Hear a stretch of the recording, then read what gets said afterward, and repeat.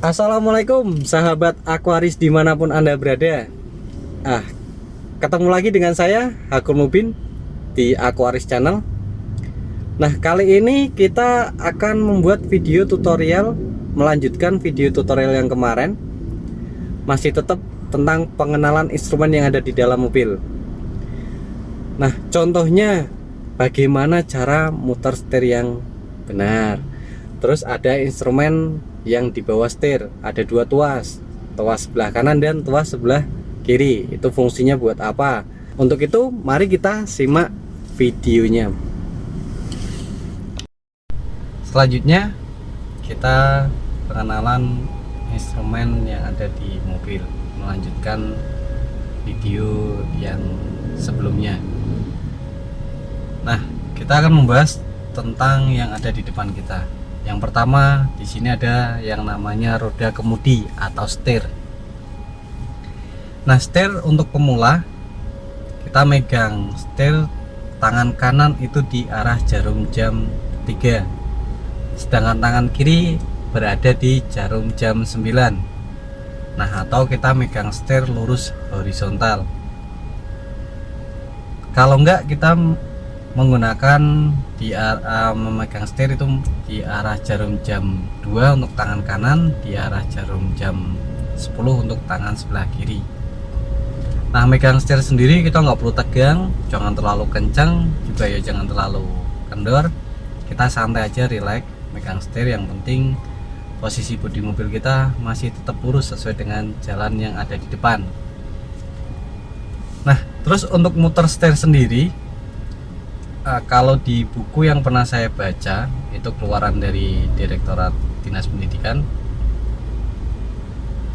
Nah, di situ dikasih keterangan muter setir itu hanya satu teknik, menggunakan tarik ulur atau teknik tarik ulur. Jadi ketika kita muter setir, tangan kita bertemu di titik yang sama. Misalnya di angka 12, 6, 12, 6, tergantung kita beloknya ke kanan atau ke kiri. Misalnya belok ke kanan berarti tangan kiri dorong dari jam 9 menuju angka 12, contohnya seperti ini. Nah, nanti disambut oleh tangan kanan kita di arah jarum jam 12 juga. Setelah itu tangan kiri kita lepas, tangan kanan kita narik ke angka 6, jarum 6. Nah, ketemu lagi di angka 6 atau jarum jam angka 6, ketemu tangan 2. Terus kita lepas tangan kanan kita, tangan kiri kita dorong ke depan ke angka 12 lagi, ketemu lagi sama tangan kanan kita. Terus begitu seterusnya. Nah, ketika kita belok kiri, kebalikan. Jadi kalau kita ketemu di angka jarum jam 12 untuk belok ke kiri, kita tarik ke kiri, tangan kanan kita lepas, ketemu lagi di arah jarum jam 6. Terus kita lepas lagi tangan kiri kita, dorong tangan kanan ke atas menuju 12 dan seterusnya. Nah, itu yang saya baca di buku. Kalau menurut saya megang setir itu ada dua jenis atau ada dua cara teknik. Yang pertama kayak barusan, tarik ulur. Yang kedua silang. Yang penting tangan kita jangan silangnya di bawah. Contohnya seperti ini, itu salah atau kurang pas. Nah, harusnya silang kita selalu naik di atas. Ketika kita belok ke kiri, tangan kanan kita dorong ke arah jarum jam 9, tangan kiri kita nyambut di arah jarum jam 12. Nah, setelah itu tangan kanan kita lepas dari arah jarum jam 9 menuju ke arah jarum jam 3. Tangan kiri kita narik ke arah jarum jam 9. Begitu juga seterusnya. 12, 9, lepas 3, 9, 12 lagi, lepas lagi. Nah, sedangkan ketika kita belok ke kanan berarti kebalikannya. Tangan kiri yang kita di bawah, sedangkan tangan kanan kita nyambut di angka 12. Begitu juga seterusnya.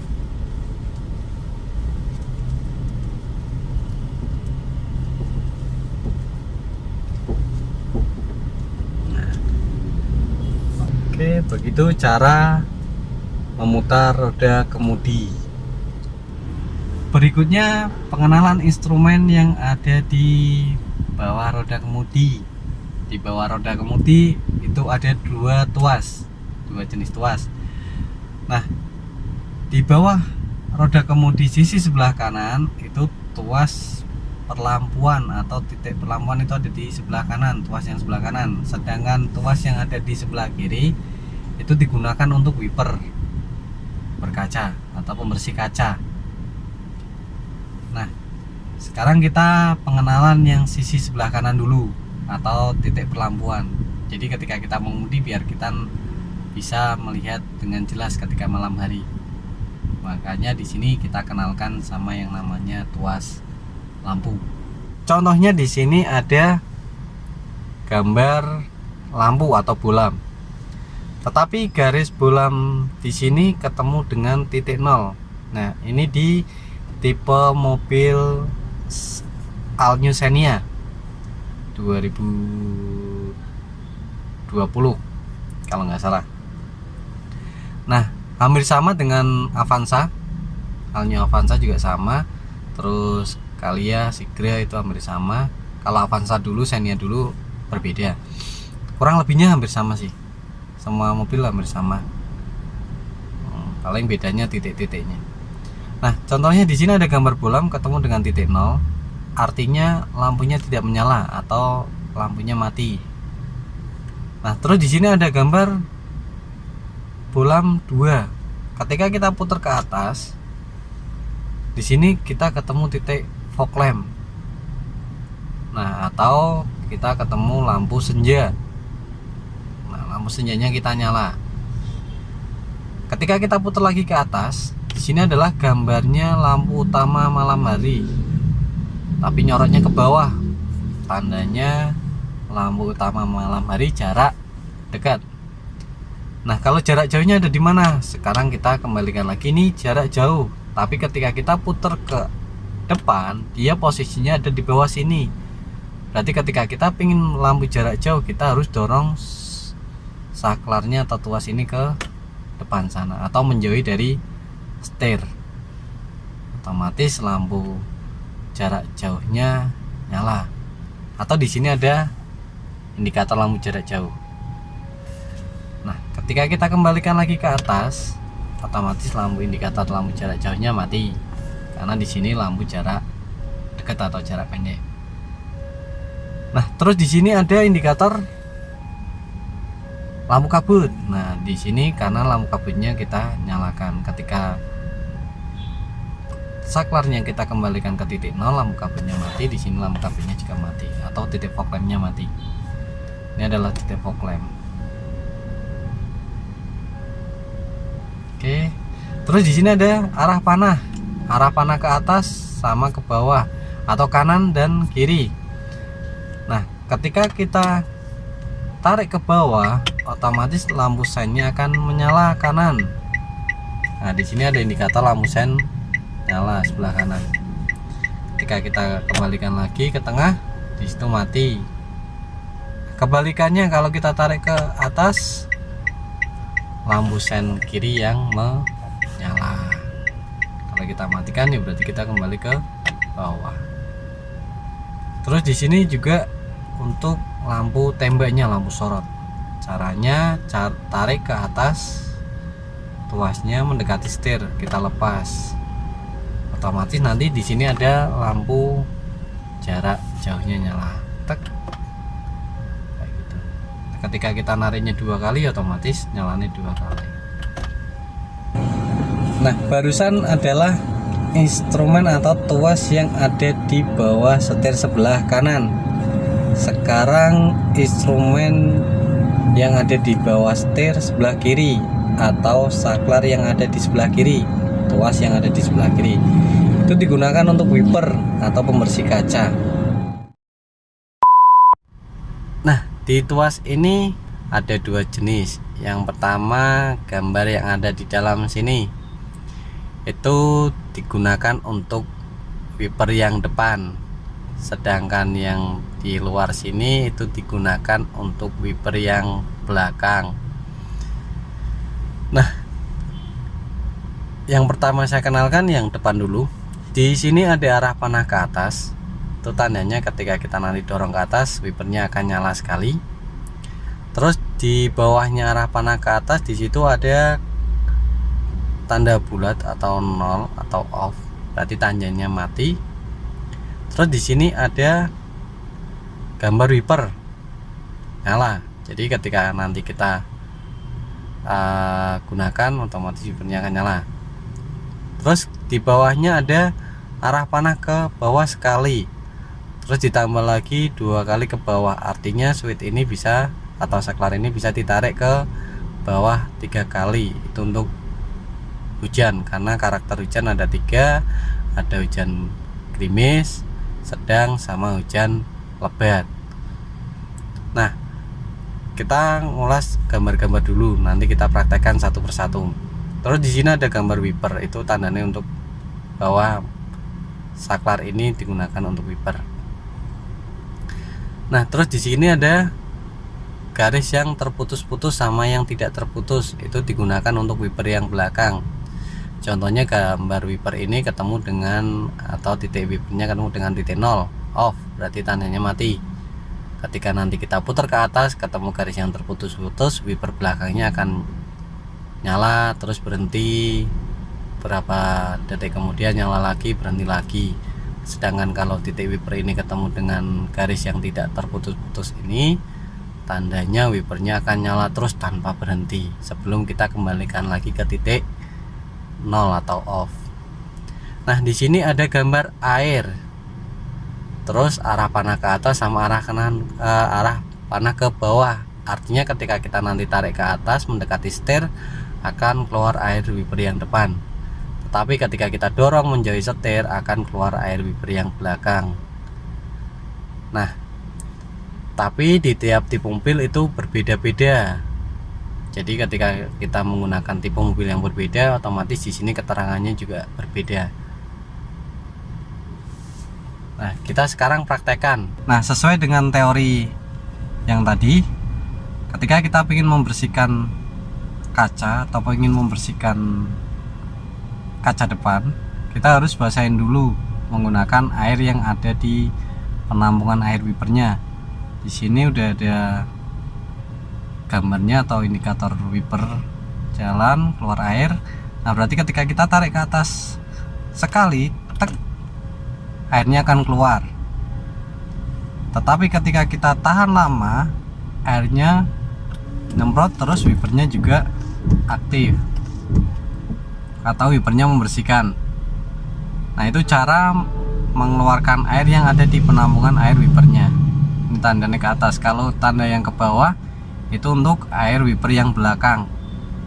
Nanti kita praktekkan satu persatu.